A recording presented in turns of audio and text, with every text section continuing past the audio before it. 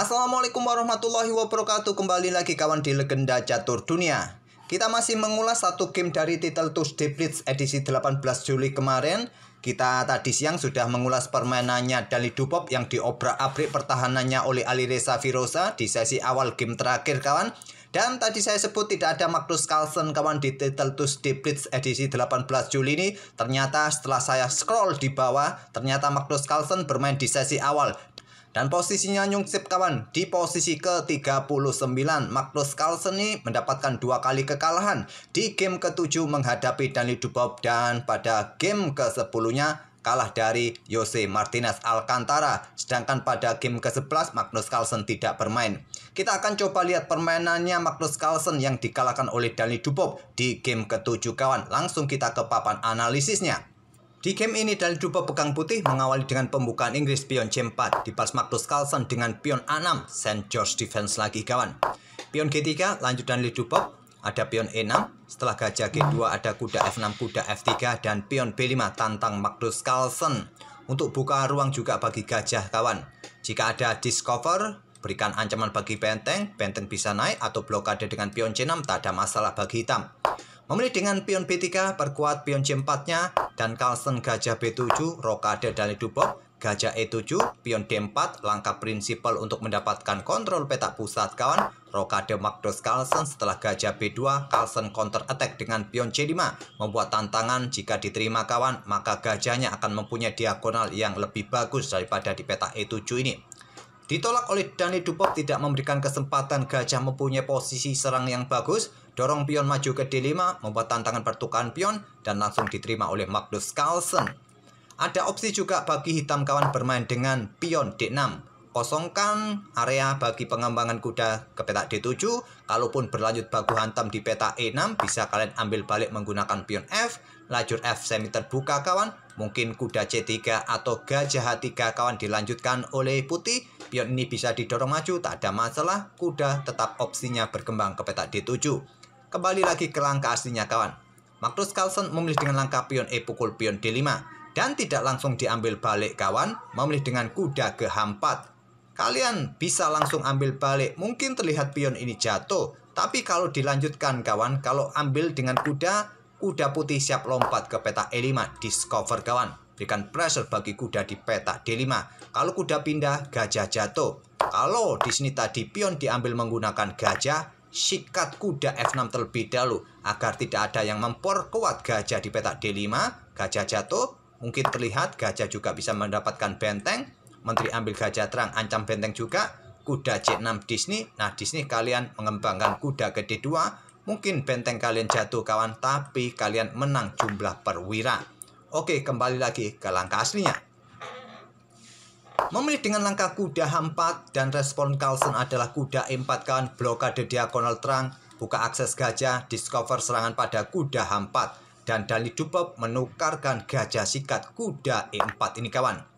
Tapi dengan sudah tidak adanya gajah ini kawan, maka petak-petak terang ini menjadi isu penting yang harus diperhatikan oleh putih, menjadi ruang-ruang lemah yang bisa dimanfaatkan oleh hitam.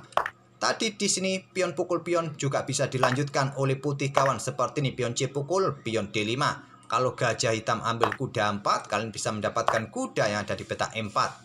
Selepas gajah mundur, kalian bisa melangkah dengan pion F4 di sini kawan, atau menteri coba pick up gajah nanti jika bergerak ke petak F6. Oke, kembali lagi ke langkah aslinya, tapi Dupop menyerahkan gajah terangnya kawan. Gajah ambil kuda E4, diambil balik oleh pion. Kuda F5 serang gajah. Gajah F6. Jika tantangan ini diterima, petak F6 akan diisi oleh menteri kawan, dan menteri mempunyai tempat yang bagus, jadi ditolak oleh Dupop. Menteri C2. Kalaupun terjadi pertukaran di sini kawan, kontrol petak F6 masih bisa dijaga oleh menteri putih. Mungkin menteri hitam akan keluar ke petak G5. Di sini kalian bisa membalas dengan kuda lompat ke petak D6, coba ancam gajah. Oke, kembali lagi ke langkah aslinya. Memilih dengan langkah kuda C6, Magnus Carlsen tidak melanjutkan pertukaran gajah gelap. Selanjutnya ada benteng D1 di sini, dan pion E3 diserahkan kembali oleh Magnus Carlsen. Kelebihan pionnya kawan untuk merusak struktur pion putih kawan. Kalau diambil menggunakan kuda, maka kuda tidak lagi menjaga petak D4, bisa diisi oleh kuda hitam. Kalau diambil menggunakan menteri, gajah di sini jatuh. Oleh karena itu terpaksa ambil menggunakan pion F. Selanjutnya pion B4 lanjut Magnus mengembangkan kuda D2 dari Dubov dan kuda lompat ke E5 kawan, buka akses gajah terangnya kembali, siap manuver-manuver kuda ini, coba pressure nanti pionnya ada di peta E3 mungkin. Ada kuda lompat ke D6 ancam gajah, gajah ke C6, kuda 2 naik ke peta E4 berkoneksi dengan saudaranya kawan, pressure gajah di sini, pressure pion di sini, dan kalaupun kuda ini kalian sikat dengan gajah yang merupakan salah satu variasi yang bagus juga, diambil balik oleh kuda dan kuda hitam lompat ke peta G4 kawan, lindungi gajah, mungkin kalian lanjutkan baku hantam di sini, diambil balik dan kalian lanjutkan baku hantam lagi kawan, pion di sini juga jatuh dan seterusnya. Tapi posisi hitam ataupun putih masih baik-baik saja kawan, masih dirasa cukup seimbang dengan variasi ini, cuma bedanya putih bermain dengan gajah dan hitam bermain dengan kuda nantinya. Magnus Carlsen memilih kuda langsung ke peta G4 kawan, dan Dubov melanjutkan pertukaran kuda sikat gajah F6 skak, diambil balik oleh kuda, dan selanjutnya kuda ke F5 lanjut Dubov. Di sini ada benteng E8.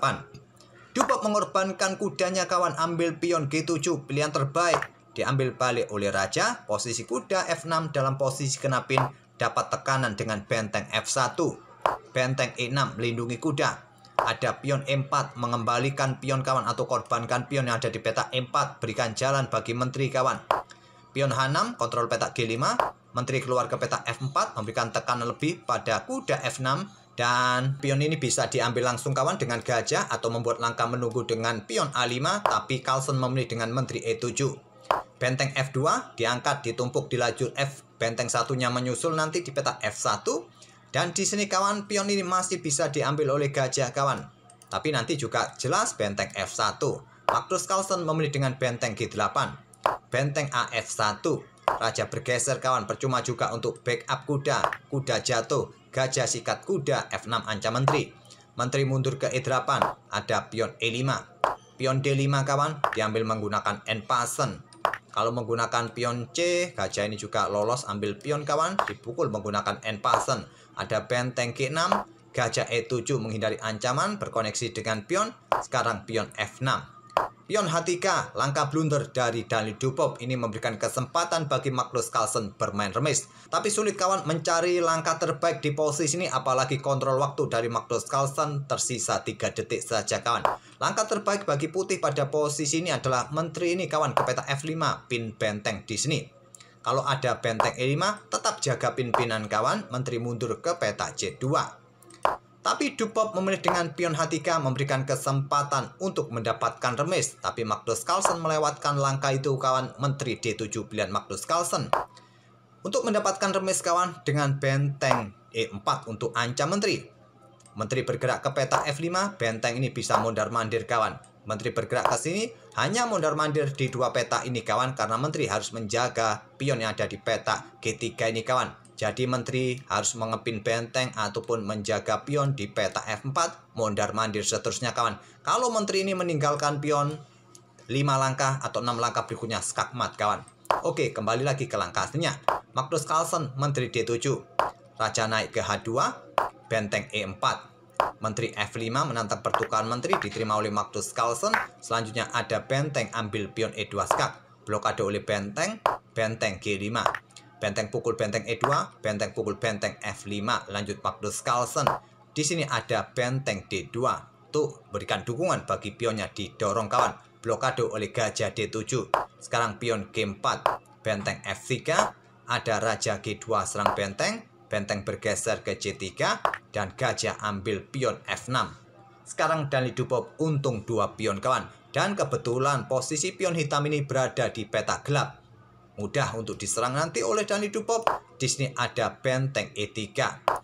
Gajah D8 persiapan untuk rebut pion-pion ini kawan. Di sini raja G6. Gajah B6. Gajah C6 skak. Raja bergeser ke peta gelap H2. Gajah D7 kembali blokade pion kawan. Selanjutnya gajah ambil pion C5. Pion-pion ini habis juga. Di langkah berikutnya ada benteng F3. Gajah ambil pion B4.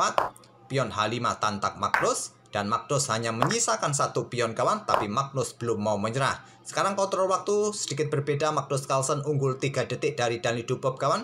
Tapi dia sudah kehilangan banyak pion. Tapi belum mau menyerah juga. Benteng ambil pion H3 Magnus Carlsen. benteng D5 skak, raja G4, benteng D4 skak, raja mundur ke G5, gajah D2 skak, berikan jalan juga bagi pion-pionnya kawan. Setelah raja bergeser, pion C5, benteng H5, Magnus Carlsen belum mau menyerah. Pion B4 sekarang gantian. Ada raja mendekati benteng, backup dengan gajah C3, persiapan discover. Raja menghindar lagi kawan ke petak terang ke E6. Raja putih mulai naik ke G3, benteng H1.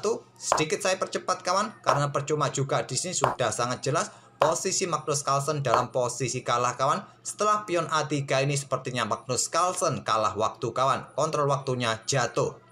Tapi percuma juga jika dilanjutkan kawan dengan keunggulan 3 pion, sudah tidak mungkin lagi berharap menahan remis, apalagi menang. Kecuali kalian ngantuk, kecuali kalian mabuk, kecuali mungkin kalian sudah kehabisan kopi, tidak bisa fokus lagi kawan. Oke, itulah kawan permainan Magnus Carlsen yang dikalahkan oleh Daniel Dubov di Title Tuesday Blitz edisi 18 Juli sesi awal kawan pada game ke-7. Semoga permainan dari kedua pemain ini bisa menghibur kalian dan kita akan bertemu di video-video berikutnya. Terima kasih kawan. Wassalamualaikum warahmatullahi wabarakatuh.